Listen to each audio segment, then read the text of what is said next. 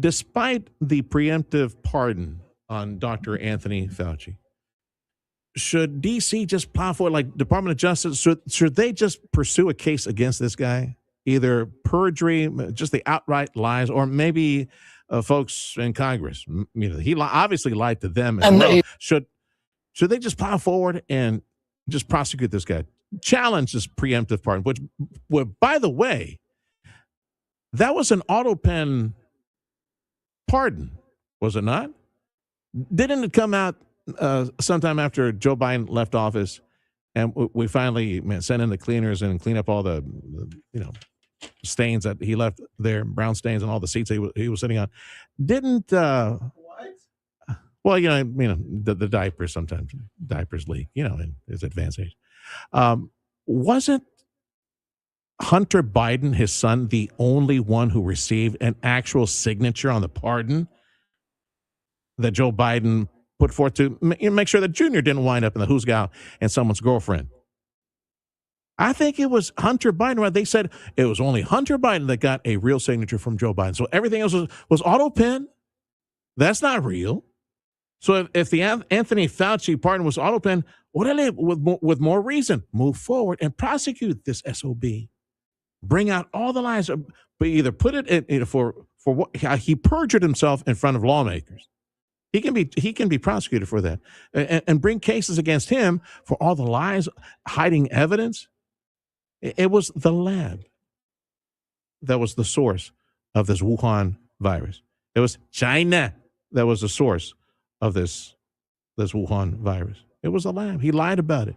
And, of course, the manipulation of the emergency response for this. Yes, there was no direct edict on this, but everybody, all county officials and state officials, they follow. Here, even in Texas, everybody followed. They shut down the world because of this idiot. So I say go ahead and move forward and prosecute him. The damage that he has done to public trust when it comes to response, medical response, even air quotes now, science itself, because they use that cover, they use that shield. Oh, it's science. You're a science denier. Vilified people, demonetized platforms, got people fired, got people arrested. People trying to go to the beach, going out to a park to see their kid, sitting in the stands. In some communities were worse than others. People got arrested for going against the edicts of Dr. Anthony Fauci. It will not happen. I hope it does. That's the people poll question for today. Despite the preemptive pardon, should authorities in D.C. move forward in building a case against this guy, prosecuting this guy? I say absolutely yes. Joe Biden never, there were some cases where he disobeyed court orders, especially when it came to forgiving student loans. Remember that? So I say move forward. Your comments are welcome on the WhatsApp 710KURE WhatsApp connection. Open up your WhatsApp and text a message, write a message, or record a message. 956-862-2482. 956-862-2482. When Zach gets a chance to put it on 710KURV Facebook, you can. Thank you, Zach. Yeah, Zach put it all on KURV.com. Okay, but that's fine. Thank you, Zach. Thank you. The evil radio genius has conquered yet again another gargantuan task and put everything, even before we went on live. So 710KURV Facebook, you can write a thesis on this, shorter comment on X, 710KURV. Which, by the way, speaking of Facebook, Zach was telling me somebody was complaining, hey, where'd Michael Burr? Where'd Michael Burr go? Where's Michael Burr? Well, my buddy Michael Burr is back on today. Thank you to our expert, future CEO of our company, Eric Casas, our chief engineer, who will be the CEO of our corporation very soon. We had some equipment that got fried on Thursday. And Eric just barely got the receiver from the network that provides Michael Burr. So Michael Burr should be back on today at 6 p.m. just because you hear Fox News. I had a good friend and listener checked in with me and say, hey, Serge, what happened? You guys doing Texas State Radio News now? Well, I had to explain, we got the equipment fried. We can't get Michael Burr. We can't get Fox News. We can't get Coast to Coast AM overnight. And this is like for the really like loyal fans. You guys know the entire clock. Well, we're back now. We got everything, so we're good to go on that one. The people poll question again. Answer on 710 KURV Facebook or on X or KURV.com. Yes or no if Anthony Fauci should be prosecuted. I got some more audio from the hearings taking place right now, and I got Jared Halpern up in D.C. covering this as well. And Jeff Manasso from Fox News will be joining me a little later on. Meantime, this audio is from Laura Ingram's program last night. Which, by the way, if you take a look, like right now, if you look at the CNN or the Fox feed or any of the cable feeds that are at the hearing where Dr. Anthony Fauci is just repeating the same line, right? He's saying the same thing over and over again, pleading the fifth. Every chance that he gets, all he's doing is pleading the fifth. You'll see Laura Ingram on his left shoulder. There's Laura Ingram taking in some of the testimony from today. Mostly listening to the comments and bloviating from lawmakers. Okay, this is RFK. I had to cue it up. This is RFK last night on a program on the damage that Anthony Fauci has done to the trust by the public when it comes to decision makers. The media malpractice that told us all we had to trust the experts and that he was the expert that they elevated. And anybody who did not give complete blind faith to these expert opinions, which we now know were lies, was marginalized, vilified, demonized, censored. Canceled. Yeah, I mean, I pointed out that this almost certainly came from the Wuhan lab, and I lost my Instagram was canceled with 1 million followers for misinformation. I never put any misinformation up. I put up all the things that we now know are true, and it was called misinformation, and the press was part of this collaboration. It was corrupt, and it did tremendous damage to the media in this country and to America's faith in that very important democratic institution. It also did incalculable damage to public health. Yeah, and the trust issue, and I've said this before, let's examine how this pandemic was a minor pandemic. Yes, thousands of people died. Now, there are also questions related to the reported deaths, if indeed it was solely COVID that took it. It was in some cases solely COVID that took out my mom-in-law, my precious mom-in-law. She was like my mother for many years ago, because my mom, despite the fact that she was alive, she wasn't all there right here in her noggin. But I lost my mom and dad. She was like, I loved her so much. And it was indeed COVID-19 that ravaged her lungs. It just destroyed her. She was gone. She didn't have any other really serious medical conditions. There were people who died specifically as a result of COVID. Others who were in a car accident and died. Oh, he's also infected with COVID-19. Okay, chalk it up to COVID-19. There was a lot of that crap also taking place. Unnecessary. And it destroyed the actual report, the true report, the numbers, adulterated the numbers that we needed in order to do a proper chronicle of COVID-19. There's so many questions over, and yes, like RFK said, we need to make sure that this lab-created pathogen, that we do not have an accidental, spread of some pathogen, some more deadly pathogen. We need these questions to be answered, and we have not received that yet. And until we sit this guy down, Dr. Anthony Fauci and his team, and get all these things answered and addressed and prosecuted if necessary, this was relatively speaking, a small outbreak. I think that the death rate on this was less than 1% if you got infected. Can you imagine if it had been twice that, 2%? 5, 15. How about a 50% death rate is possible with some of these pathogens that they weaponize in these labs? Can you imagine what would have happened? It would have been the destruction of civil society. We would be living under the hammer and sickle of a society that controls everything, a truly fascist society and government that would clutch the throat of everything means of production and distribution, wealth management and distribution to you, a monthly check and rationing of food. It would have been the destruction of civil society. And look how we responded with fear. Now, the 81 million people who voted for Joe Biden, supposedly voted for Joe Biden in the 2020 election, which I have so many questions related to that. Serge, don't go there. You're an election denier. You're damn right I am. There are a lot of questions related to that. You have several states, including the largest, most populous state in the country, California, that was sending out, willy-nilly, just sending out live ballots everywhere. All these addresses, just live ballots everywhere, mail-in ballots. And their election's still poisoned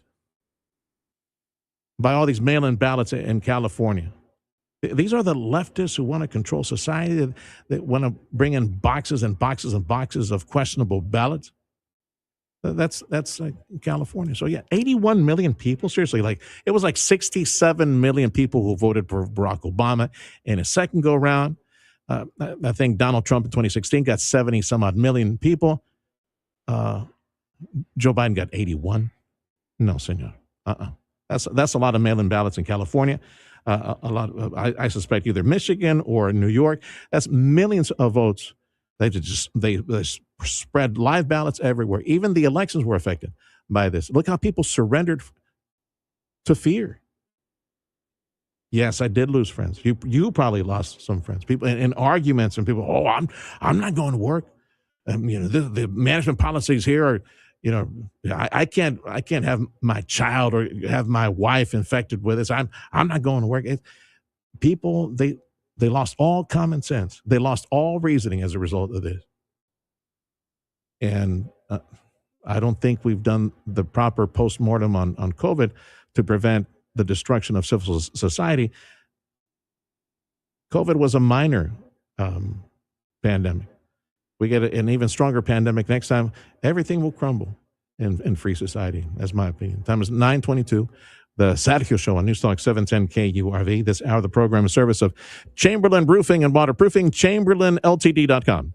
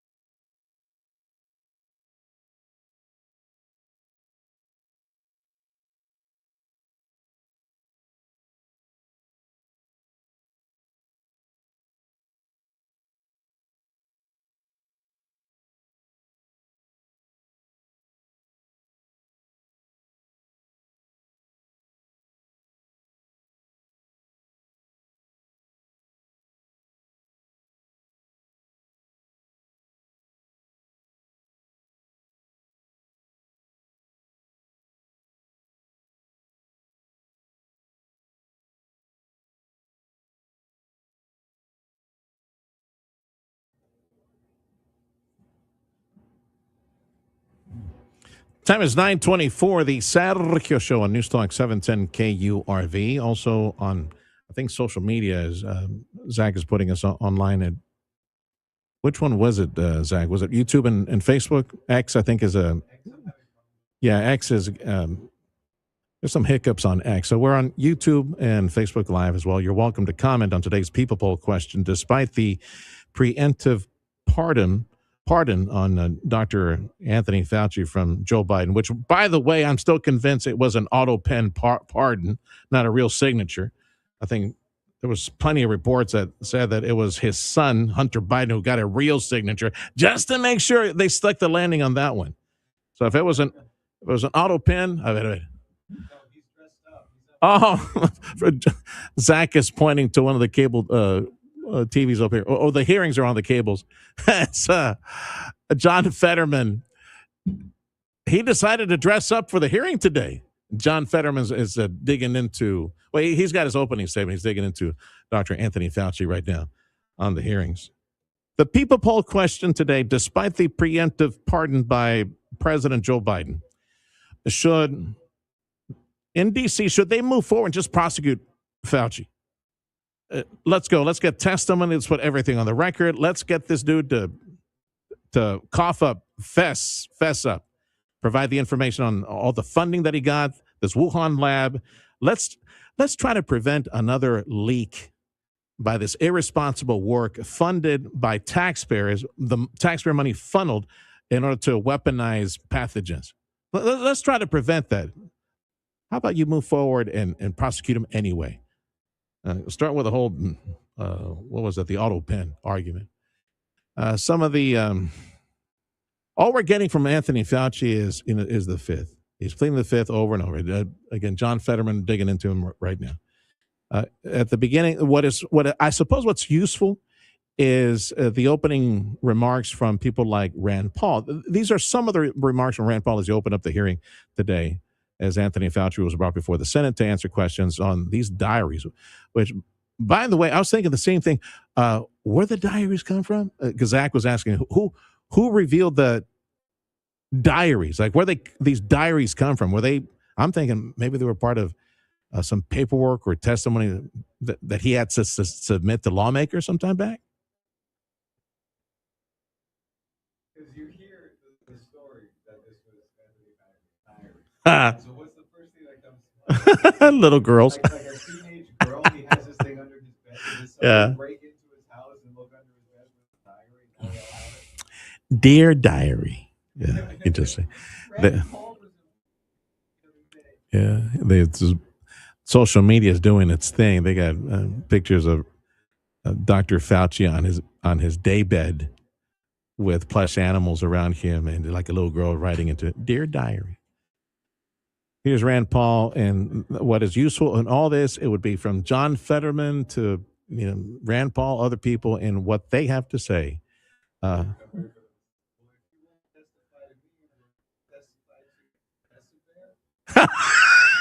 Yeah, the one behind you in that picture where you're writing into your diary. Yeah.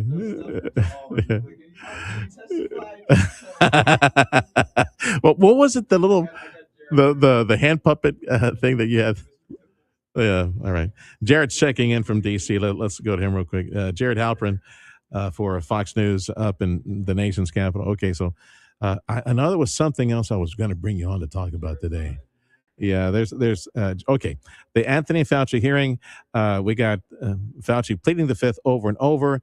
Your takeaway so far from some of the opening statements, as even John Fetterman dressed up for this, put on a suit to say something to Fauci. Your quick takeaway, some of the comments that come out to stand out in your mind, Jared. I've not seen. I've not seen much of it at all. I've been covering kind of the Iran stuff, but I think that we knew that this hearing was going to be very highly politically charged.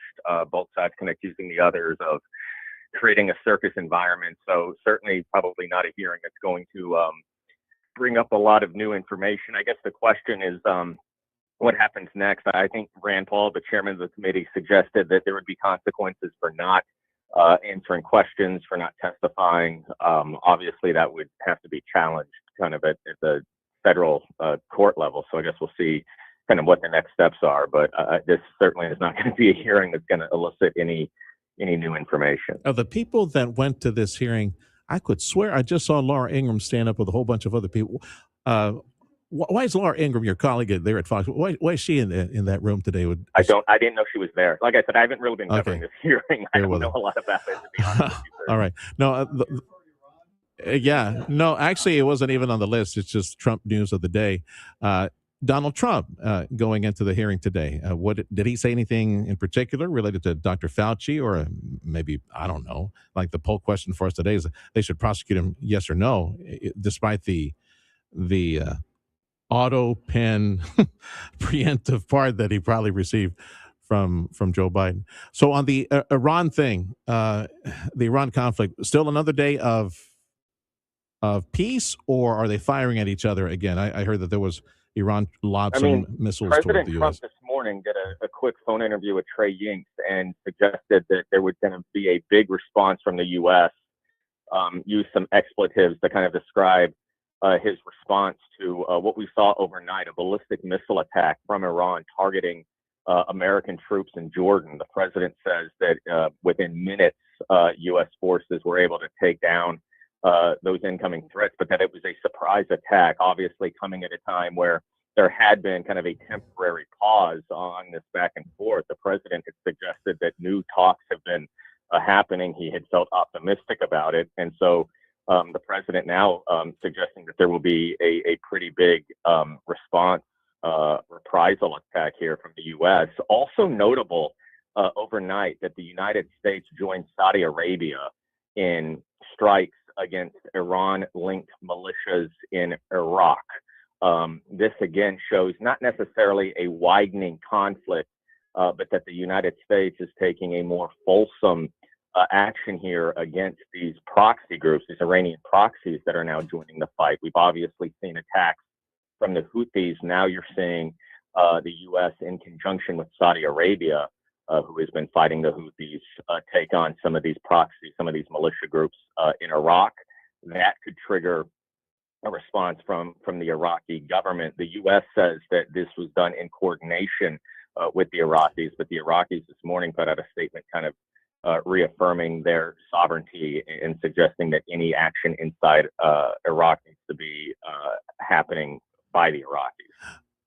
Money to replenish some of the armament and to continue funding. Status report, where is that up in D.C. as far as providing more like a supplement to all the spending on this war? It's gotten through some hearings. I think one of the challenges for the administration is going to be the mixed messaging, because certainly there is a concern that the munitions are going to have to be replenished given how much have been used against Iran. But every time President Trump is kind of asked about it, he says, oh, we have plenty. The shelves are full. I replenished it in my first term, and we've done a good job of rebuilding everything. But we have heard from Pentagon officials that is primarily what they need the supplemental funding for, is to ensure that the stockpiles remain at a level that they need with this war. The problem is, when you go to Capitol Hill and ask for supplemental war funding, that could trigger a vote kind of on the war itself. And as this continues to go on much longer than the president had initially indicated it would, you are starting to get a sense from Congress that they are going to want to not necessarily put restrictions or conditions on military aid, but perhaps some sort of vote to authorize this military action. And there is some belief, and it was used by the Clinton administration, for instance, during the Balkans, that if Congress approves a supplemental war funding, that is tantamount to a war powers resolution. And so Congress is certainly going to, I think, push back on that notion as well. All right. Thanks for the update, pal. It's Jared Halpern for Fox News up in D.C. Time is 9:33. The Sergio Show made possible this hour by Chamberlain Roofing and Waterproofing. The website, chamberlainltd.com.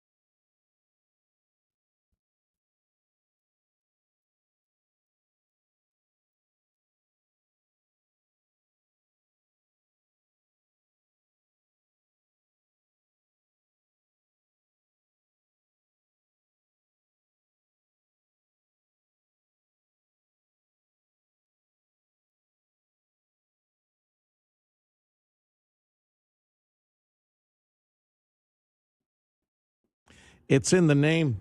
It's waterproofing, as in Chamberlain roofing and waterproofing. Precisely what you need. Waterproof your building. It all starts with your roofing system. There are other elements, other places in your building that also need to be waterproof, but the main one is at the roofing system. You don't want water coming down and ruining operations, equipment, and your relationship with your tenants or your clients or their clients, even worse. Chamberlain Roofing and Waterproofing is the top commercial roofer in this region. Just don't take my word. Look at the projects that they have done, and they can show you the major projects they've done in this area, from the coast, SpaceX, all these other places. To they were even involved in that retractable roof. I found this out in a conversation with the CEO many months ago. Artie was telling me that even that retractable roof that they have in Houston for the Astros, yeah, they were part of that amazing project. Chamberlain Roofing and Waterproofing, doesn't matter the size of your building, big or small. You got one building, you got 20. You got government buildings that you manage. Yeah, get them all checked. Get those roofing systems checked to see if they can repel the water for how much longer. You need to know this because water coming down at you, that's be too late. It's going to be real expensive and damaging to your operations. Chamberlain Roofing and Waterproofing would like to check the condition of your commercial roofs for free. All of them. Gratis. No expense to you. 956-655-6178.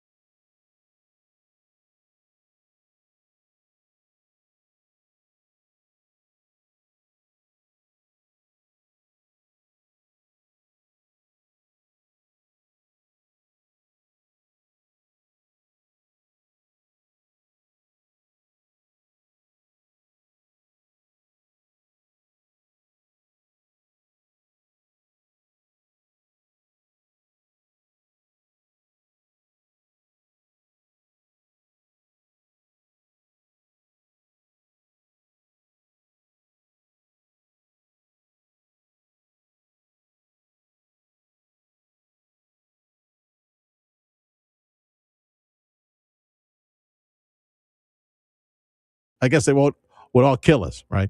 Visa is cutting about 7% of their workforce. That's 2,600 jobs. There's an uptick in COVID cases across the country. Texas is included. Folks that are looking at this from public health offices saying that it is a normal uptick during the summer months. Consumer confidence edged lower in the month of July. The board's chief economist said concerns related to the war and food prices going up, grocery prices going up, that led to a smaller number on consumer confidence. At the end of the report, though, they said that purchases of vehicles and home buying, that prospect is up from consumers. Canadians are spending less money on traveling to the U.S. as relations between Canada and the U.S. have soured. According to a report from Canada, leisure trips to the U.S. dropped $2.2 billion. They went elsewhere. International travel for Canadians, leisure travel up 3.6%. $3.6 billion compared to the same time last year.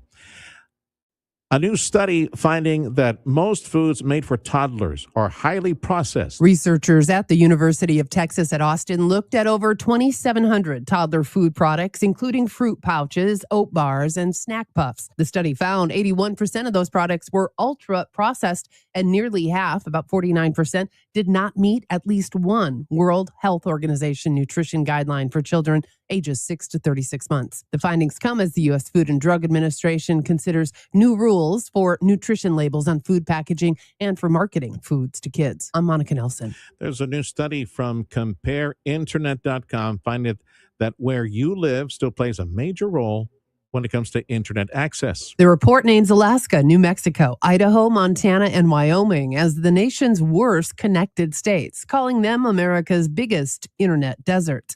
Meanwhile, North Dakota ranks number 1 for internet coverage, followed by Connecticut, Tennessee, Washington, D.C., and New Jersey.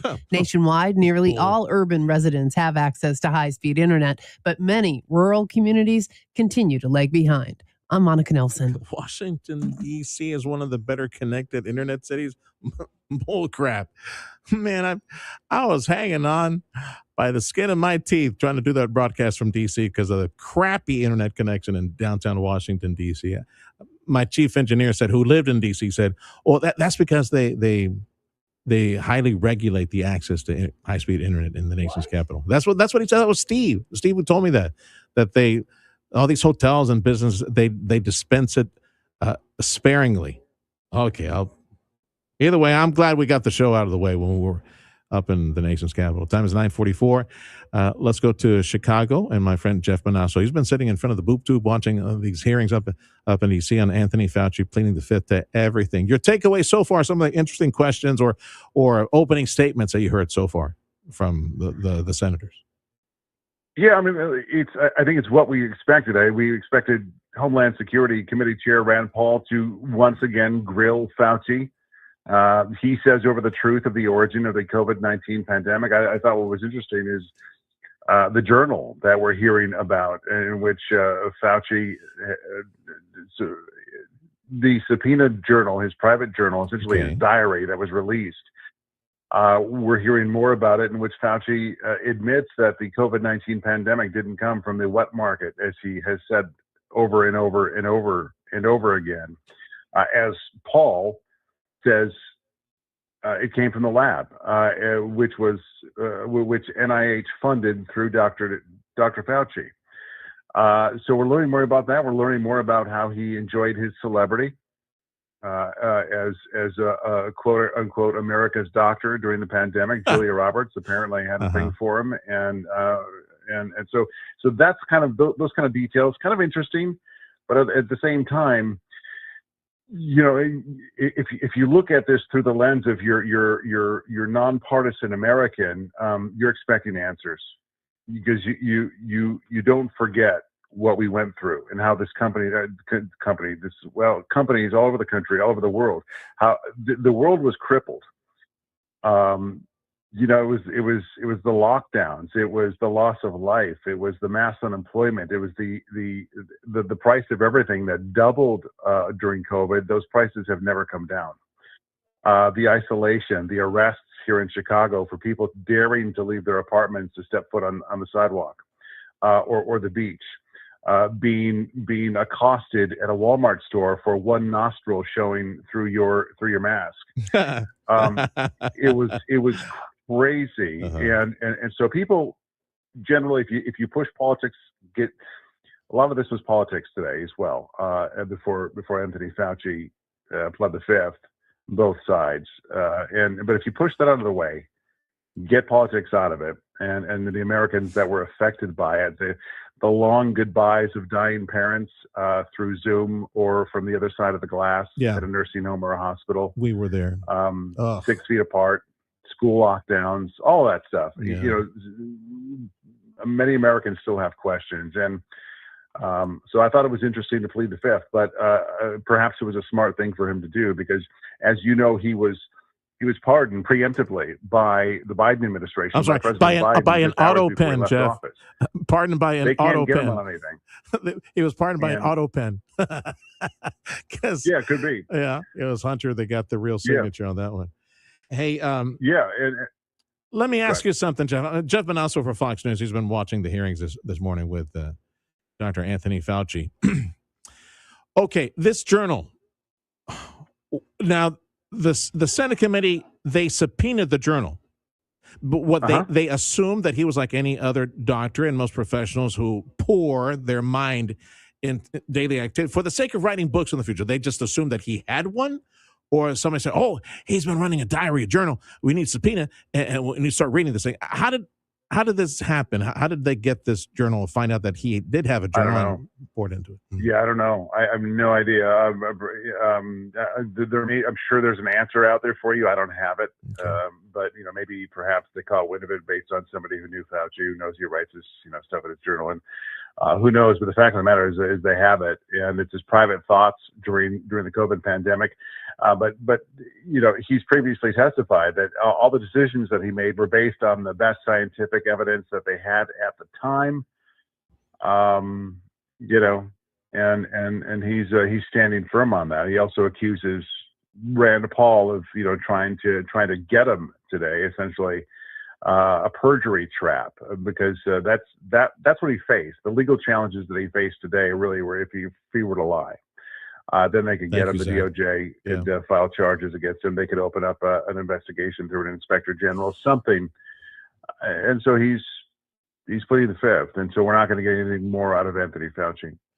By the way, thank you, Zach. Our producer, Zach, went fishing along with the many interns that we have here. Check this out. So Dr. Anthony Fauci's personal pandemic diary entries were discovered on government servers by the Department of Health and Human Services team members under RFK, Robert F. Kennedy, who then turned them over to, guess who? Rand Paul, Senator Rand Paul. That's why we're talking about this right now, because it was on servers and it got shoveled over to Senator Rand Paul. All right.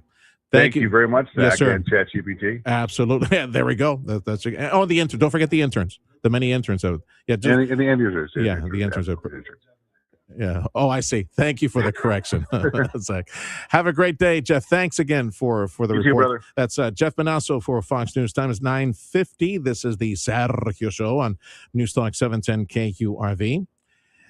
Thank you to Chamberlain Roofing and Waterproofing, ChamberlainLTD.com for this hour of the program.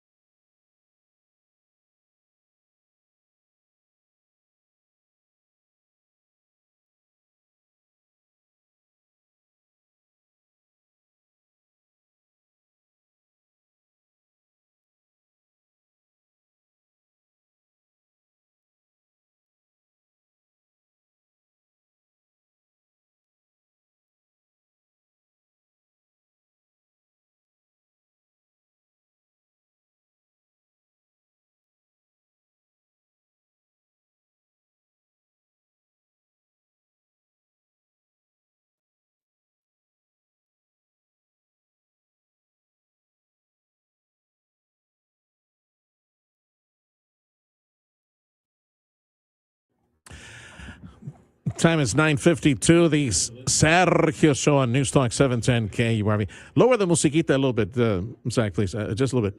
Okay, so we got the Back to School Bash. Oh, sorry, that's the wrong side. Oh, yeah, it does say Back to School Bash. This coming Saturday, 710 KURV in our sister stations. We will be at the Big Pretty Mall in McAllen. Hope you can join us. And you better join early. And you know how it is. All these families, all these huerquillos, all these la raza as well, the ones that listen to La Ley, they all show up and they line up, huge lines. So first 400 people through the door, they get like a backpack, and it's a nice backpack. So those see-through backpacks, right, with stuff for the kids. It's already here, back to school. Yuck! I started seeing back to school supplies like a month ago at Walmart and H-E-Butt. And now the real deal. I think my baby starts school like in 2 weeks. Elam, over there, in 2 weeks, mid-August is when he starts. All right, time is 9:53. The Sergio Show on News Talk 710 KURV. Astros baseball tonight. 8:10 broadcast from Anaheim. Astros against the Angels. 8:10 tonight. Big thank you to Dr. T's Primary Care for Men and Women. Volodymyr Zelensky was in town up in D.C. I believe he went there for Lindsey Graham's funeral. President Trump had a chance to meet with him and also meet with Benjamin Netanyahu, and covering all this, Jonathan Savage for Fox News. Tell me about some of the conversation exchanges that were reported in news related to all this. Yeah, we have a situation where President Trump was managing America's two biggest foreign policy challenges at the same time, with Israel, a relationship which is still pretty strong, obviously, but it's showing some strain over Iran, over Israel's operation in Lebanon, and over diplomacy in that whole region. And as regards Ukraine, well, we know that President Zelensky and President Trump had that excruciating exchange in the Oval Office about a year and a half ago. Their relationship is much better than it was, and the United States seems to be a stronger ally of Ukraine than ever. Now, what came of the conversations with Volodymyr Zelensky? Any reported talks on more support, more armament? What's the status of the Ukrainian-Russian war? We can start there. Yeah, and I should probably correct myself, a stronger ally, but it's certainly changing again, and in the favor of Ukraine, because President Trump, we're told, reaffirmed his promise to allow Ukraine to manufacture their own Patriot interceptor missiles under U.S. license. That's going to be really important for Ukraine because of Russia's ongoing barrage of drones and missiles. We're also hearing that while the front line of that war is still at a stalemate, Ukraine has been able to gain momentum with their own drone and missile strikes deep inside Russia, hitting oil facilities and critical infrastructure. President Zelensky says that changing dynamic of the war has helped his standing with President Trump. Is Ukraine helping the U.S. against Iran in that war against Iran? Well, what Ukraine has been doing is they've been trying to put the enormous expertise they've gained defending against Iranian-designed drones as used by Russia and offering that expertise to countries around the Middle East. Ukraine has also given the United States, arguably, some very important information. The Ukrainians allege that Russia has been using its satellite surveillance to help Iran target U.S. military bases around the Middle East. Now, President Trump has played down the impact of that, but it's certainly an interesting suggestion and one that could complicate matters. Yeah, and this is, I ask you because just a couple of days back, just a write-up that I saw in passing, and how Ukraine is providing like teams, like expert drone operators in this fight against Iran. That intelligence on Russia providing the information to Iran doesn't surprise me, but Ukraine helping the U.S. with like on-the-ground experts that know how to fly these drones and providing military assistance on that. On the Netanyahu side, anything come from those conversations with Bibi Netanyahu? Yeah, we got very little information about that conversation.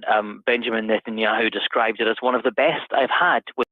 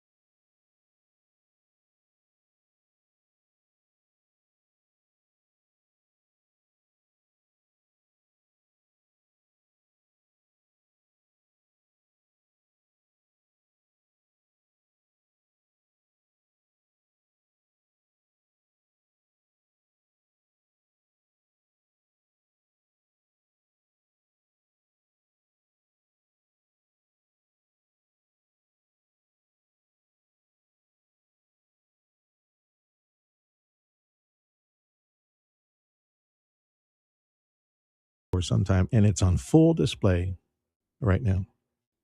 Ag Commissioner Sid Miller is out of what? Out of spite? Team GOP is not playing as a team right now when they should be. And yes, I know Sid Miller was ousted. He will no longer be the Ag Commissioner of the state of Texas next year. It was Nate Sheets, the beehive gentleman. He's an expert in beehives. He has a honey farms. That's what he has. And he ousted Sid Miller in the primary. So I don't know why Sid is out there just flapping his gums. But Sid Miller is, I don't know for whom he's trying to score political points, if not for the Democrats. I mean, who benefits from Sid Miller whining and complaining about Greg Abbott supposedly dragging his feet on insisting that data centers be highly regulated, saying that Greg Abbott is putting politics ahead of Texas and Texas. Who benefits from this, Sid? Who benefits from this divided House? Talking ill of your fellow Republican. That was the 11th commandment, said Ronald Reagan, right? Thou shalt not speak ill of another Republican. You see Democrats going at each other on this, destroying their campaign. No, they're unified. They're locking arms. They're goose stepping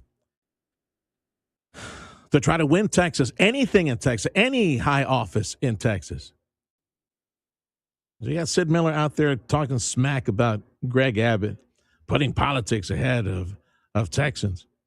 It was too late to the game. And Sid Miller complaining about Greg Abbott. There's been some bad blood between these two for the longest time.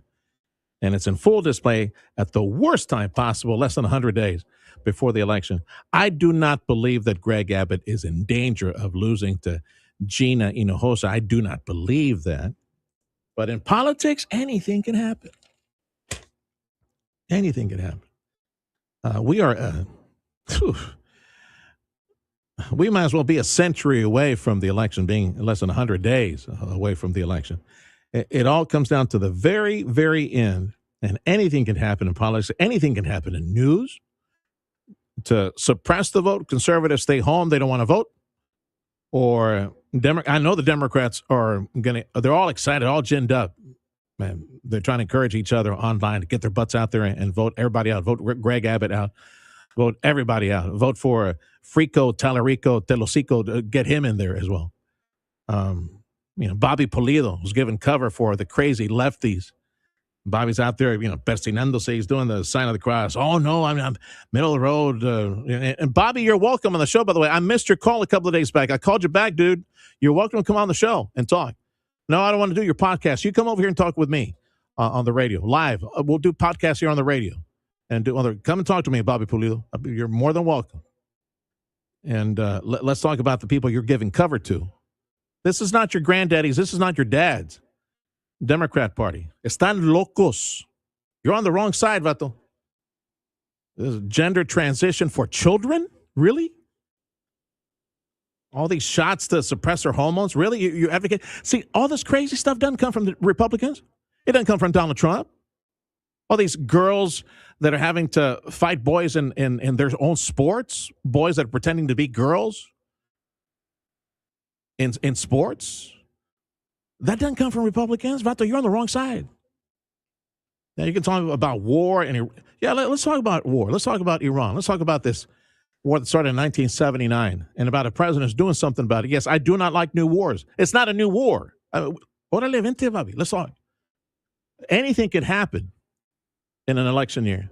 We got less than 100 days until the November election, and we have way too many eager and I'm all in favor of young people and a younger generation and a portion of the population that doesn't vote to come in and vote, thinking that they're doing something good. They're doing a lot of harm by bringing their awful ignorance to the game and voting in something that they shouldn't vote in. And I'm afraid that we have that because, sadly, politics is a game of popularity and very superficial. And, I like the way he looks, I'm going to vote for him. I like the way she looks, I'm going to vote for her. So they don't know anything about the issues. And now more than ever, there are very, very serious issues that are tearing at the fabric of our American society and compromising our future.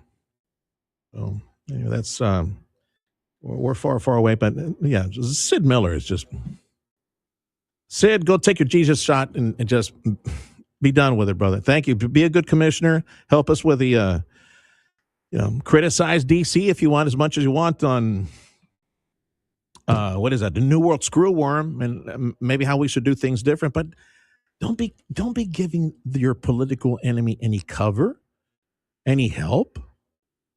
That's we know data centers are not liked. A lot of people have bought into the communist Chinese propaganda that they're the devil and you should not have a data center near. Even Willie Nelson got into the fight. I'm sure we'll get a chance to hear that later on some of the TSN reports. Willie Nelson's out there talking smack about data centers as well. Willie Nelson speaking out against the construction of data centers. Willie's, I guess he's sober now. Maybe he should just go, light up another reefer and just relax. Calm down, Willie. It's going to be fine.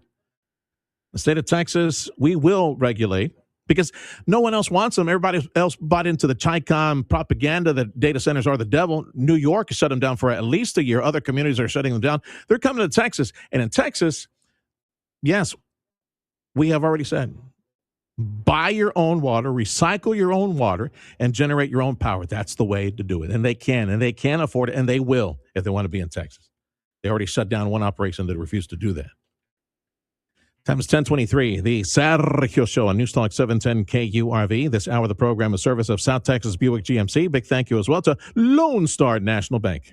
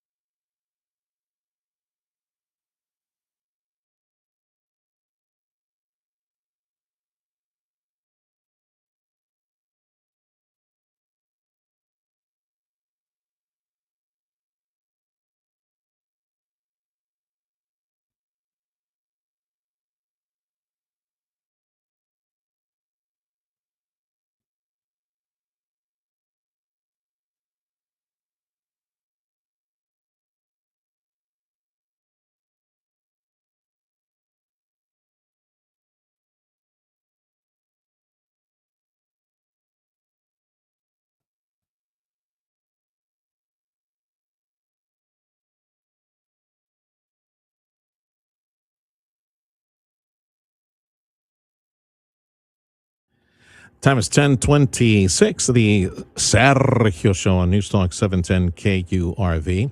Thank you to our supporters this hour, South Texas Buick GMC. Thank you to Lone Star National Bank.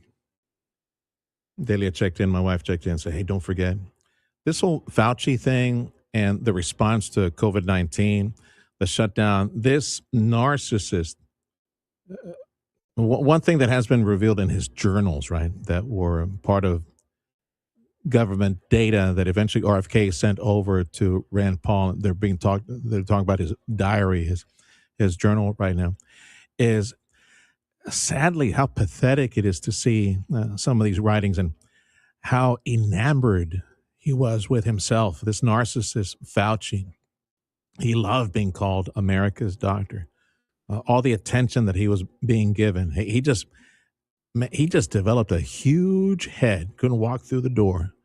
And what he did, and they just addressed it moments back. Rand Paul was saying, well, you destroyed confidence in America's medical system. And it's true. Delia texted me and said, don't forget. A lot is, you got to quantify the number. Some people in our country stopped taking vaccines that had been a part of American life for the longest time. Some people refused to take vaccines, but that was a minuscule number. That number grew, Lord knows by how much. And it was exponential. It could have been like a fraction of 1% down to maybe 1% or so. I don't know. The number grew. The number of folks who refused to take vaccine, polio vaccine, measles vaccines, other basic vaccines. I know that through the years, and I got a family member who's entrenched in this and that world where she refused to provide that for her children. That's fine. But the number of folks, pediatricians saw this concern. They commented on the news about two years ago or so. People just stopped taking normal vaccines that otherwise folks would take. And Zach was telling me that Joe Rogan commented on this on some comedy special, that as a result of this, and don't forget that the challenges on, it was ivermectin and hydroxychloroquine, something like that, some of the alternative medicines, all the challenges of that. And if you brought that up, you were a science denier and you did not follow the edicts of Dr. Anthony Fauci and his crew, and you were a danger to society, and you were equated to, they put you in the same category as a murderer because you wouldn't take a vaccine, or you brought up all these alternatives. You were a science denier. All these people got deplatformed, demonetized.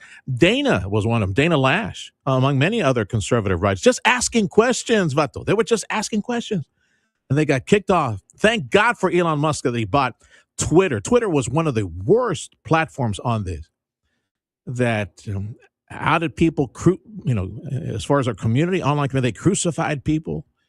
They vilified individuals like Dana. I'm sure Dana's back from vacation today, by the way. She should be live.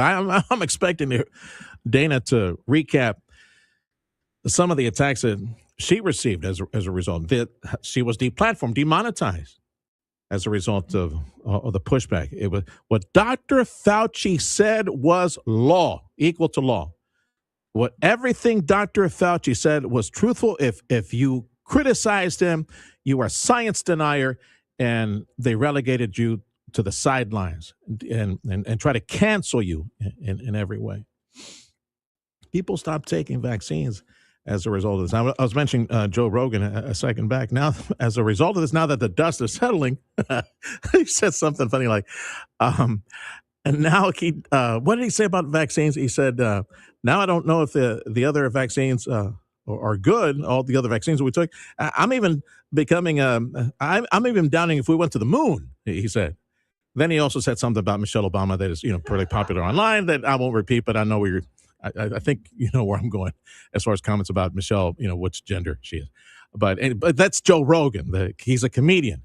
He's a loudmouth. But yeah, to create doubt and question the legacy of Dr. Anthony Fauci, he destroyed for maybe a generation confidence in the American public when it comes to the American health system because of his lies, because of his cover up, his repeated lies and pushback on any alternatives. It was what he said or the highway, and at the same time basking in the lights, the glow, the light of all the attention, the fawning, ignorant leftist media who believed him before believing any other medical expert with equal credentials or better credentials when it came to pathogens. Of course, and then they had Donald Trump, president, who then they hated him, so they blamed him for not believing Dr. Anthony Fauci. They destroyed the confidence that we had as a nation in our health system. Time is 10:32. The Sergio Show on News Talk 710 KURV. This hour, the program is service of South Texas Buick GMC and Lone Star National Bank.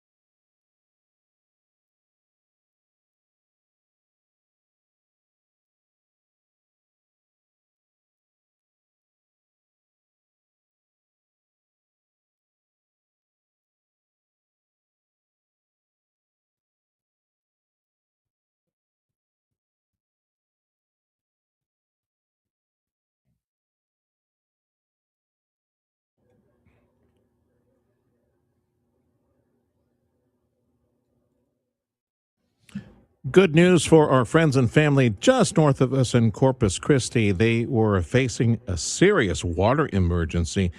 Their reservoir was down well below 10%. And as a result of all that deadly flooding north of us and west of us, yeah, all that water flowing to the Gulf is now, some of it is being stored at the Choke Canyon Reservoir, and their water levels are way up at their reservoir. Flooding has devastated some towns, but it's saving the city of Corpus Christi. They were poised to run out of water this year due to a drought. City Manager Peter Zanoni says that level 1 water emergency has now been pushed back to the year 2028. This is really good news for the community, and it gives us time to bring on our water supply projects. The Choke Canyon Reservoir, which was 7% full, is now up to a quarter of its capacity. And starting this weekend, it's predicted that homeowners in Corpus can start watering their yards again. Michael Board, News Talk 710 KURV. That's pretty amazing. In Austin, the water plan that the state of Texas is hoping to put together and put a proper price tag to in the next legislative session, that'd be next year. Well, it might not be working with the data at the moment, may not be working with the data that they need. Letters were sent out to owners of data centers many weeks back, asking that they describe how much water they use to cool off their equipment. It's pretty frustrating when you hear only 17% of the respondents have actually taken time to fill out the questionnaire. That's one of the committee members in Austin looking at this. That's Representative Trent Ashby. So lawmakers in Austin will need reliable data, not 17% of the data centers. It'd be nicer if we get closer to 100% that they describe how much water they use. Or, in some cases, the better cases, reuse. They'll still need water to put in a big tank to reuse. Lawmakers need this data to devise that spending plan on the water supply next year in the legislative session. Again, a public service for the gang over at the American Red Cross. They're facing an emergency. Too many people distracted, with life and vacations and other things, and they've received too few blood donations, and they are at another crisis level. It's the second time ever that the Red Cross has declared a national blood crisis. It's due to the extreme blood shortage across the United States. Linda Brady is CEO of American Red Cross North Texas and says the summer is always more challenging. Because families are traveling, kids are out of school, people are out of their regular routine. This summer, there's more extreme heat that we're dealing with and all the foodborne illnesses. They have scheduled a whole host of blood drives across Texas. You can find a list at the website for the American Red Cross. Eric Bushman with that report. Heads up, if you drive a Ford, especially a Ford SUV, there's a major recall involving about 500,000 Ford SUVs. The owners of more than 560,000 Ford Bronco and Bronco Raptors are being notified about a safety recall tied to a possible engine compartment fire. The National Highway Traffic Safety Administration says the wiring in 2021 through 26 models may short circuit. If that occurs, drivers may first get a dashboard alert or see smoke coming out of the vents before flames appear on the passenger side of the engine compartment. Oof. Ford says only about 1% of the recalled vehicles are affected and that it will install new covers on the wiring at no cost. I'm Daria Albinger. Back to Austin. Energy regulators in Texas moving away from green energy as a way to try to meet growing demand for energy. Thomas Gleason, who heads the Public Utility Commission, saying that the state needs more reliable power generation. We need to find a way to provide long-term incentives for gas generation in this state. And we still plan on having those conversations. There is a project at ERCOT. Gleason saying that with the hot temperatures, the hot summer going well into the night, and of course, batteries, which help when solar power is not available, that might be one of the solutions. Speaking of, we had Mayor Omar Ochoa tell us the other day, they're working on another battery farm. I think we have one in the Harlingen area, if I'm correct. We have another battery farm that will be put in the ground here pretty soon in Edinburgh as well. That more and more, it seems like communities are relying on these battery farms to provide some juice in the event that power goes down. State health officials are reporting over 120 cases of cyclospora in the state of Texas, and it seems that around 8 out of 10 of these cases are in Southeast Texas and Metro Houston. Humanoid robots from China are being banned in the U.S. The FCC released a statement on the national security threat posed by advanced foreign robots, saying the technology brings an unacceptable risk to U.S. security. The banned robots include humanoid devices and animal-like quadrupeds. The statement says the robotic devices could be used by malign actors who could remotely commandeer the robots to spy on Americans and gain foreign intelligence. I'm Tammy Trujillo. At least 18 people have now been confirmed killed in yesterday's major earthquake in Japan. The feds are taking the wraps off an investigation into what they're calling one of the longest running commercial sex trafficking operations in Texas. This note from North Texas. 8 individuals have been taken into custody and indicted linked to an adult bookstore in North Texas that had been converted into a prostitution establishment. Property data firm Cotality estimating that roughly 8 million folks in Texas, properties in Texas, face at least moderate hail risk, and most of those would be in the alley for this, which would be Dallas and the Houston area. And now that we're at the study on avocados, one a day will help reduce heart disease. For if you're obese, if you take an avocado daily, eat an avocado daily, you'll reduce the risk of heart disease by about 8%, they say in a new study. And with the dog days of summer here, a record heat that goes well into the night, you might have some trouble sleeping. According to the Mental Health Foundation, heat interrupts sleep by reducing quality and duration, and that can make you cranky. But lack of sleep for more than 3 days can make you really cranky. We don't want that.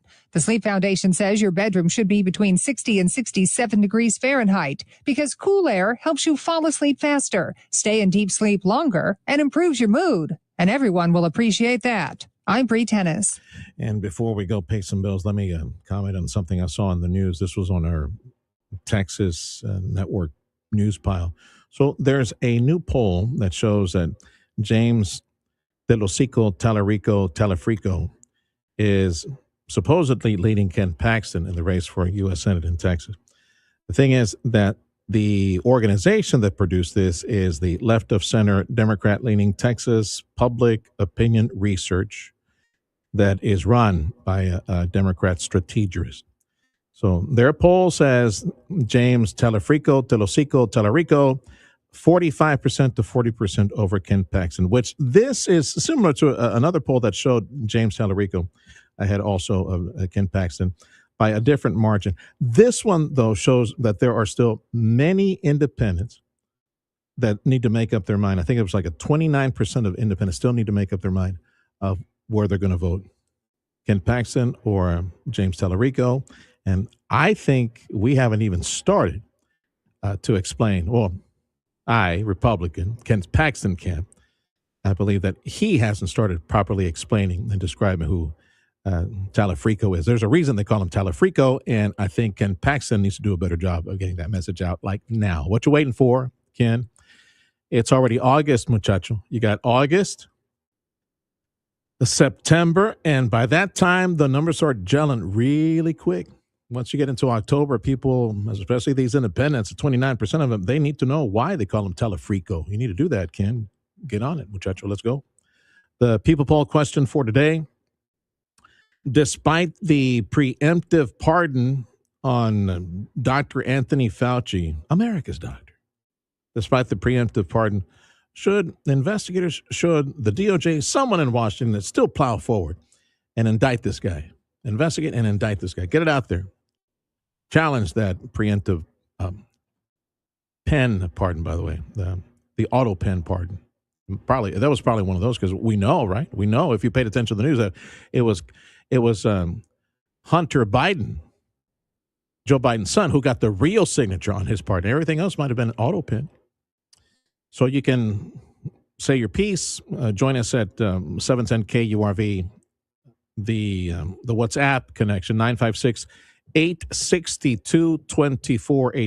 956-862-2482, or comment on 710 KURV Facebook and X.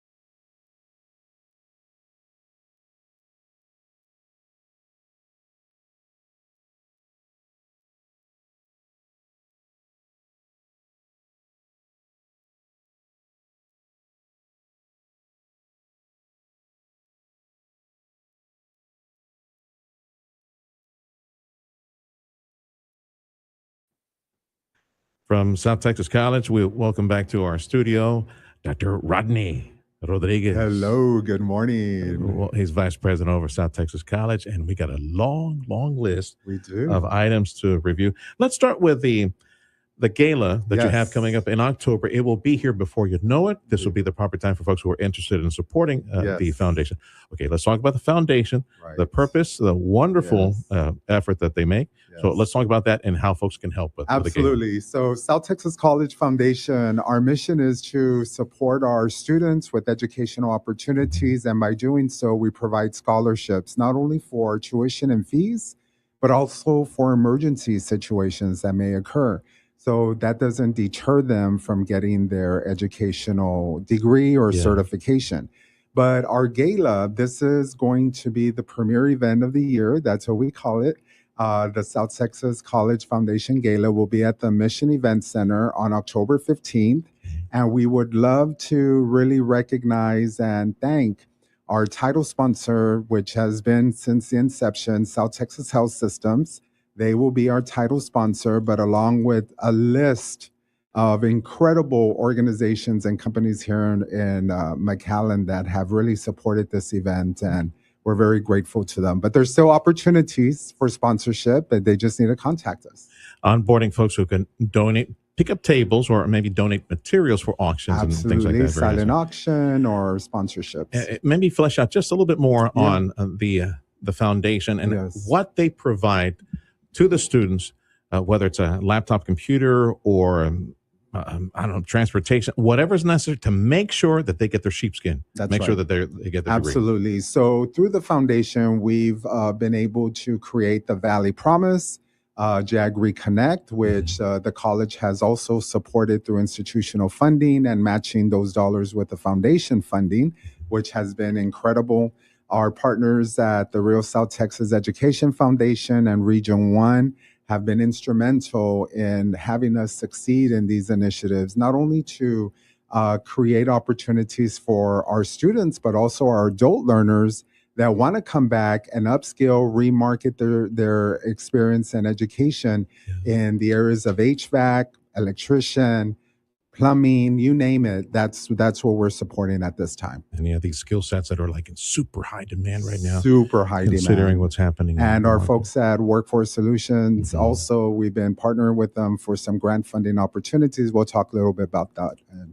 JAG Reconnect, one of the programs. Anybody who got really close to getting their degree or technical certification, absolutely, we need you to get back in there. Yes, come. We have opportunities. We have support for you. If you're lacking a couple of $100, we can work with you to be able to get you in and get that certification. Vice President from South Texas College, Dr. Rodney Rodriguez, joining us. How are we going to meet the just mind-blowing demand for, like you mentioned, some of these construction skill sets, some of these, because we have industry arriving. It's like a tsunami of jobs and industry. Thank you, Lord. It's a wonderful time to live in. But we need South Texas College to... Absolutely. As you will know, South Texas College is a premier college to meet the demand of industry in these areas. So we're getting ready. We are prepared. We have over 130 certification programs. We can tailor make any type of program on the demand of industry. And so we're putting together some meetings to meet with these folks and make sure that we're ready and that we have the skill set and the population and the workforce to be able to meet the demand when this comes to fruition. It's good to have that synergy right now between the workforce, between the colleges, between the school districts. Yeah, we're going to need that with all these jobs headed to the port, the shipyard, and everything else. Okay. Are you a fan of Metallica? I am. Okay. Well, they're a fan of ours, right? They're a fan of STC, cutting a check. Sandman, of course. That's one of my greatest songs from Metallica. So tell me about this Metallica grant. They're cutting us a check. What is that? Enter Sandman. I believe that's a song. But definitely, this is something that was out of the box, innovative, creative. I have to give it up to my divisional team at the foundation and our grants department. We saw this opportunity and we said, let's go for it. And lo and behold, we're one of just very few colleges in the nation to be able to get $75,000 for our mechatronics and our advanced manufacturing to support them with supplies, equipment. And we're hoping that we're going to be selected for Metallica to actually come and present us the check. Oh, wow. So maybe we'll have a concert as well. Yeah, Freddie will be there. I'll be there as well with you. Hey, you mentioned mechatronics. Yes. That is the leading edge curriculum. Absolutely. Going to fill those jobs at Valeo, that state of the art electronics manufacturer in McAllen. So expand on that real quick. Describe the mechatronics program. Yes. So we've been really excited to work with these industries, and this is something that is new for South Texas College, and developing that curriculum with the Advanced Manufacturing Technology Center has been something of a learning experience for us, but we're ready and prepared to meet that demand for whatever they need. What is an opportunity college? I know the South Texas College was named that recently. What is that? We were recognized in the nation as one of the few colleges. I believe there's 478 colleges that are recognized in the whole nation.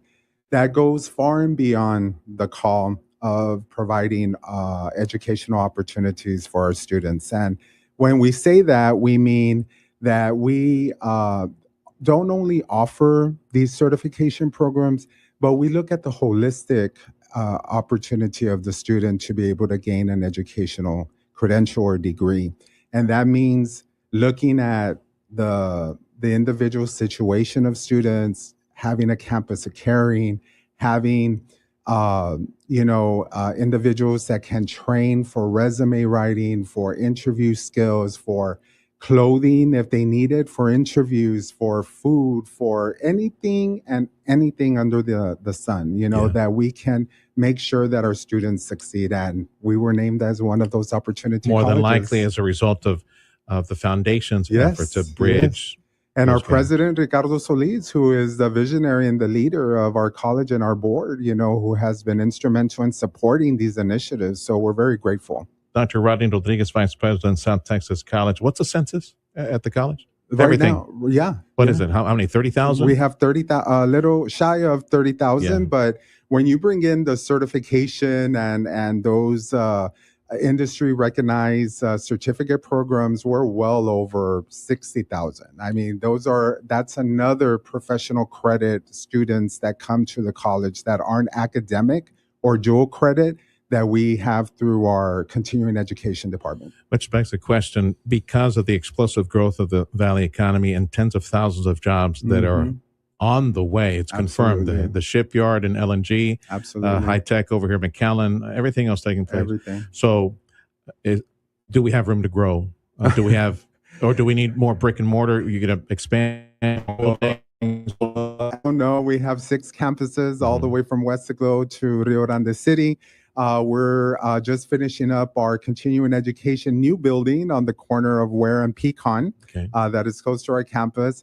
Our new facilities are going up. We have another building coming up near our nursing and allied health area there in Ridge Road off the expressway.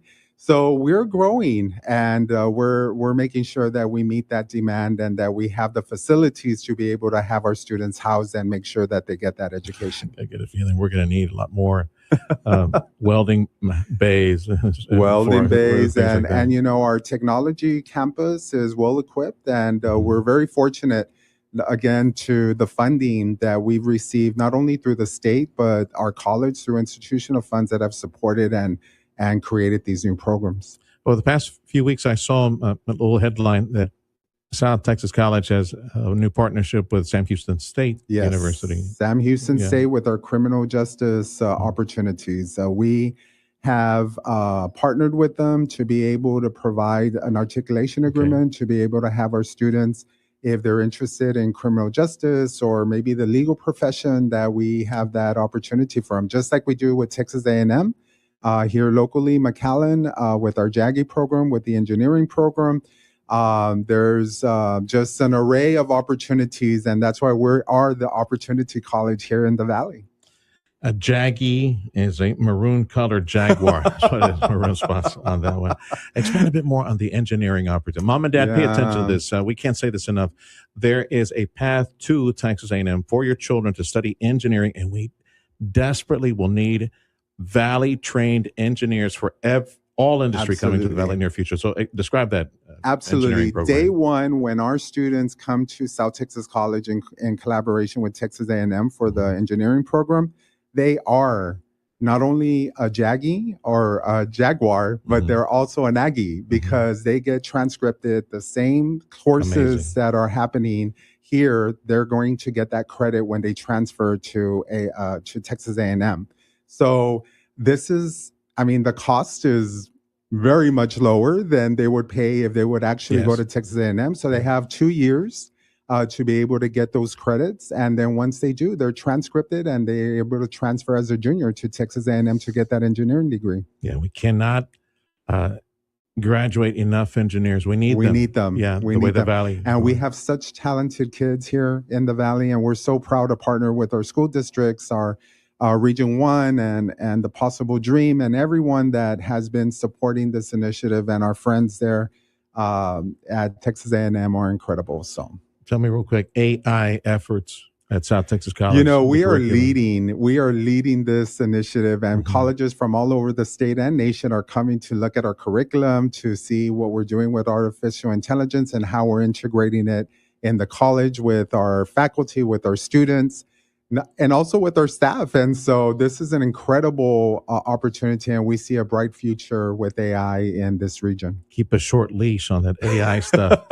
This conversation with Dr. Rodney Rodriguez, Vice President, South Texas College, happening on the same morning where I was reading a headline on, check this out, OpenAI said that one of their artificial intelligence systems hacked another AI system. Oh, wow. We've been warned. So keep a tight lid. So AI going after AI. Okay. Yeah, there we go. Keep them within don't let them loose into cyberspace. No, definitely not. Again, a quick reminder on the gala, the big event coming up, Mission Event Center, October 15th. October 15th. The STC Foundation Gala. Participate today. How do folks hook up with you? Yes, they can call us at South Texas College or visit our website at southtexascollege.edu. All the information's there, and you can always reach out to me. You know how to get a hold of me. Continued success, amigo. Thank you. And thank you for your support and everything you do. You're Yes, amazing. So thanks. Vice President from South Texas College, Dr. Rodney Rodriguez.